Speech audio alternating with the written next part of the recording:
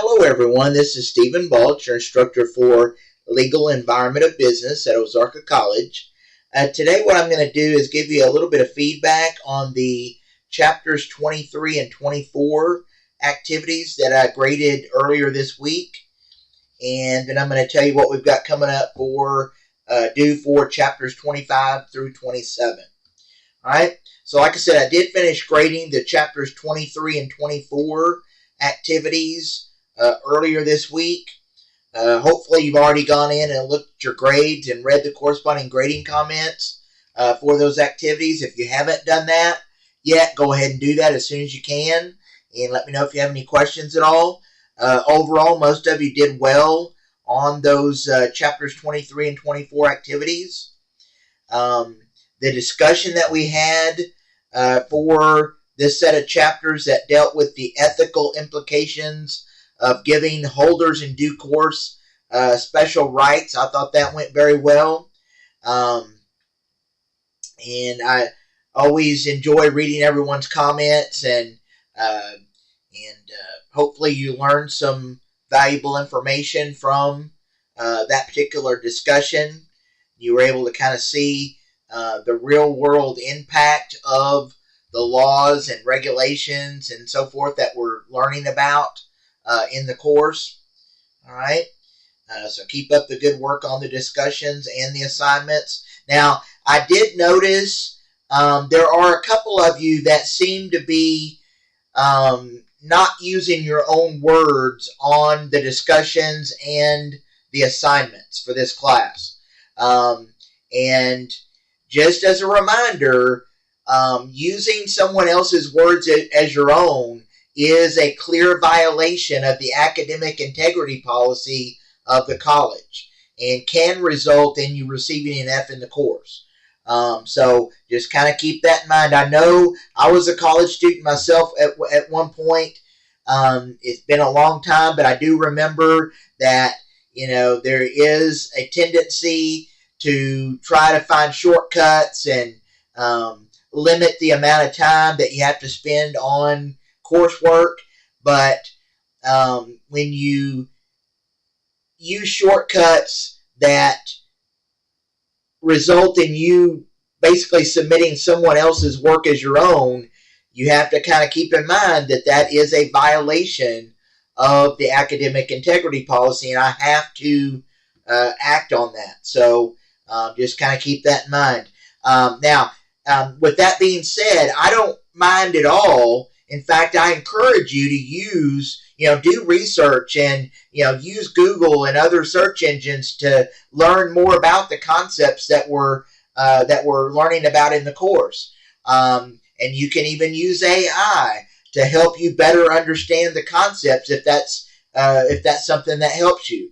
But keep in mind that AI has limitations. It's at the very early stages of development, and if you use just AI and you don't actually read through your answers, first thing is a lot of the content's going to be incorrect or not relevant to the actual questions that I asked. Also, the writing style that AI uses is more of a professional writing style that most of us do not actually use when we write. And so it's pretty obvious when someone is not using their own words and instead using the AI to generate answers to the assignment and discussion questions. So just kind of keep that in mind.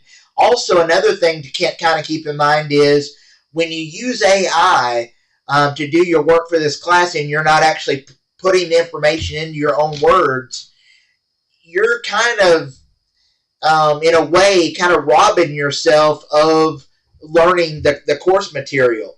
You're basically paying for a course that you're not getting anything from.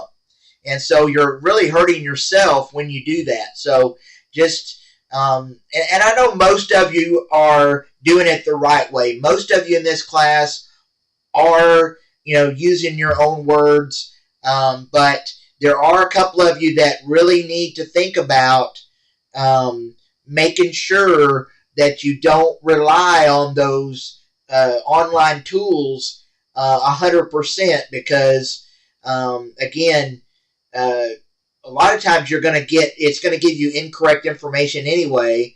And then the other thing is, it's going to be pretty obvious in most cases that you're using AI to generate your answers, and you're not putting the information into your own words. So just kind of keep that in mind for future activities for this class. If you have any questions about plagiarism, or have any questions about what the academic integrity policy is for the college, just let me know. That there's actually information about that policy on the course syllabus. So if you haven't already read through that, you may want to read through that, and just kind of, like I said, let me know if you have questions about that. Okay? All right. And then on the chapter test, most of you did well on that. But just as a reminder, you can take those chapter tests as many times as you want to up until the due date. Your highest grade is automatically recorded. And like I always tell you, I will be opening up those chapter tests later in the semester for you to use to review for the final exam. So just kind of keep all that in mind. All right, that brings us to what we've got coming up due next. So if we go to the activities page in my Ozarka, right now we are on week 13 of the semester. So we just really have a few weeks left in this semester, so we're getting very close to the end here. But week 13, you'll notice there's nothing due this week, but there is work due the middle of next week, specifically Wednesday, November 20th. So on Wednesday, November 20th, you need to have, by that date, submitted chapters 25 through 27 activities, which include the assignment, test, and discussion. All right? Again, as you're working through those activities, be sure to use your own words. You can use online resources to help you better understand the concepts, but ultimately, when you submit your work, you're basically telling me that you came up with this yourself, that you are using your own words. And so just kind of keep that in mind. And just remember the learning resources that I've got available for you, including the videos. Of course, you've got your textbook. I've also got PowerPoint slides linked on the assignment page. Excuse me.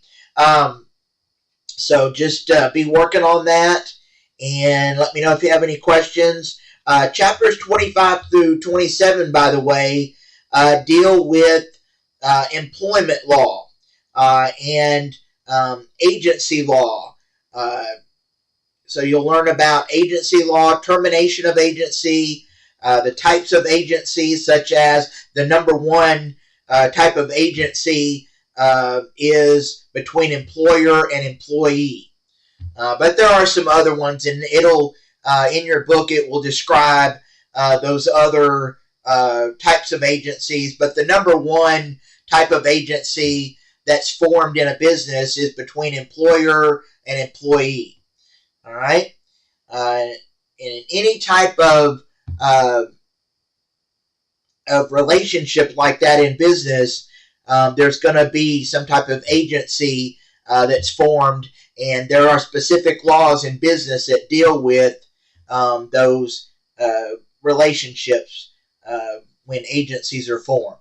Okay, so that's what you're going to be looking at in chapters 25 through 27. So again, be working on those activities, even though they're not due this week. You know, like I've always said all semester, it's always good to give yourself plenty of time to work through the activities, so that you're not having to try to find shortcuts on the last day before the activities are due. All right? So just keep up the good work, and like I said, let me know if you have any questions at all. And other than that, enjoy the rest of your week and your weekend, and I will talk to you again sometime later next week. Thank you.